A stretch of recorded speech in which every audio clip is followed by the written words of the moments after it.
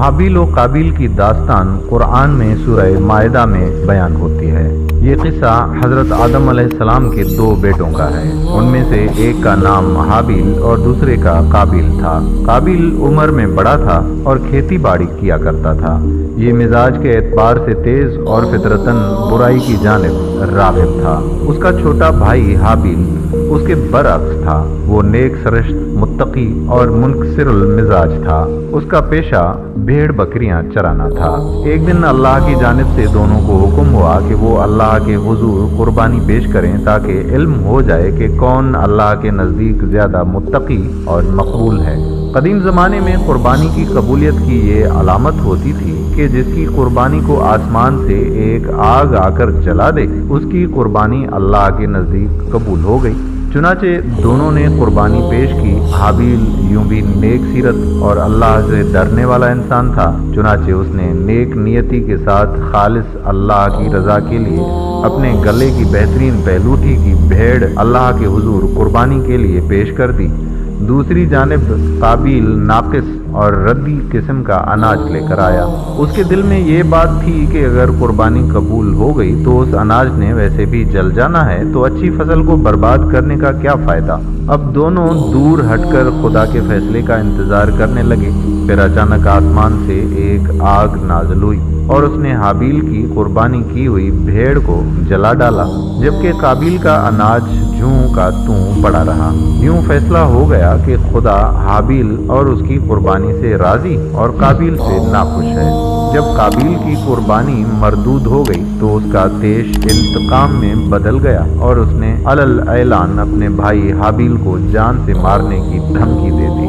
اس کا جواب حابیل نے بڑی بردباری سے یہ دیا: اگر تمہاری قربانی قبول نہیں ہوئی تو اس میں میرا کیا قصور ہے، بلکہ تمہیں تو یہ چاہیے تھا کہ پرہیزگاری کی راہ اختیار کرتے۔ اس صورت میں شاید تمہاری قربانی قبول ہو جاتی، اور اگر تم مجھے مارنے پر ہی تلے ہوئے ہو تو میرا ایسا قطعاً کوئی ارادہ نہیں ہے۔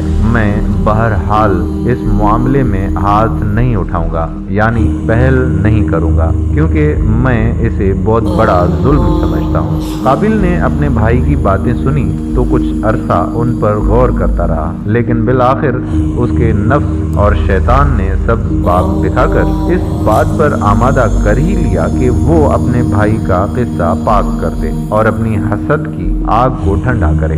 پھر ایک دن موقع پا کر قابیل نے اپنے بھائی کو مار ڈالا، لیکن اب یہ مسئلہ تھا کہ وہ اس لاش کا کیا کرے اور کہاں چھپائے، کیونکہ لاش میں سڑانٹ اور بدبو پیدا ہونے لگی تھی۔ اسی اثنا میں اس نے دیکھا کہ ایک کوا اپنے مردہ بھائی کی لاش کو زمین میں دفن کر رہا ہے۔ اس وقت وہ سوچنے لگا کہ مجھ میں اس کوے جتنی بھی عقل نہیں۔ بہرحال اس نے بھی زمین میں گڑھا کھود کر اپنے بھائی کی لاش کو زمین میں دبا دیا۔ جب وہ لاش دفن کر چکا تو اب اس کا نفس اسے ملامت کرنے لگا کہ ایک نیک سیرت اور شفیق بھائی اس سے ہمیشہ کے لیے جدا ہو گیا، اور اس بات پر بھی اسے ندامت ہوئی کہ اس نے اپنے بھائی کو قتل کر کے انتہائی وحشیانہ حرکت کا ارتکاب کیا ہے۔ قرآن کے بیان کے مطابق حابیل اور قابیل میں اختلاف اس وقت پیدا ہوا جب حابیل کی قربانی کو قبول کر لیا گیا اور قابیل کی کوشش ناکام ہو گئی۔ چنانچہ قابیل اپنے بھائی سے نفرت کرنے لگا، یہاں تک کہ اس کو مارنے کے در پہ ہو گیا۔ جبکہ اس بارے میں ایک قصہ مشہور ہے کہ حابیل اور قابیل میں اختلاف کی بنیادی وجہ ایک لڑکی تھی جو قانونی طور پر حابیل کے نکاح میں آنی تھی، لیکن قابیل اس پر حق جتانا چاہ رہا تھا۔ اس واقعے کی کوئی اصل نہیں اور یہ محض اسرائیلی روایات سے ہمارے ہاں آ گیا ہے۔ اس زمن میں متعدل رویہ یہی ہے کہ ہم خود کو قرآن پاک کے بیان تک ہی محدود رکھیں۔ اس قصے کا مرکزی خیال یہ ہے کہ اللہ کی خوشنودی حاصل کرنے کا واحد ذریعہ تقوی اور خوف خدا ہے۔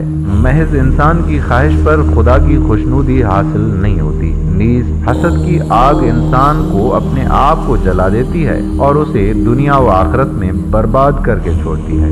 قابیل نے اپنا جرم چھپانے کی کوشش کی، حالانکہ وہ یہ بھول گیا کہ انسان کتنا ہی خود کو دنیا کی نظروں سے چھپا لے، وہ خدا کی نگاہوں سے نہیں بچ سکتا۔ آج بھی انسان جرم کو چھپا کر یہ سمجھتا ہے کہ اس نے خود کو، جبکہ ابھی فیصلے کا دن آنا باقی ہے۔ काबिल ने हसद और इंतकाम के जज्बात से मगलूब होकर अपने भाई को तो कत्ल कर दिया, लेकिन बाद में उसे पछतावा हुआ कि ये उसने क्या किया।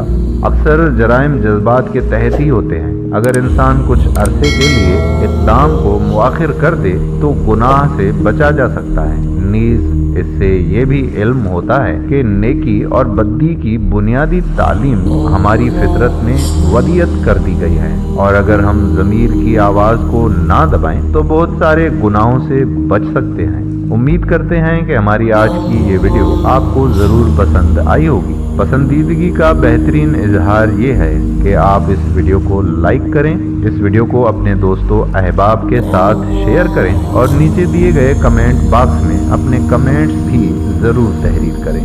जज़ाकल्लाह खैरा। अस्सलामु अलैकुम वरहमतुल्लाहि वबरकातुहू।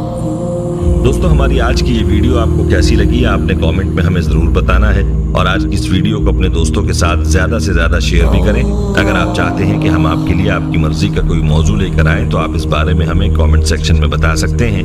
हम ये उम्मीद करते हैं कि आपको हमारी आज की ये वीडियो जरूर पसंद आई होगी। अगर आपको हमारी आज की ये वीडियो पसंद आई है तो सबसे पहले तो इसको लाइक करें और अपनी राय का इजहार कमेंट सेक्शन में करें।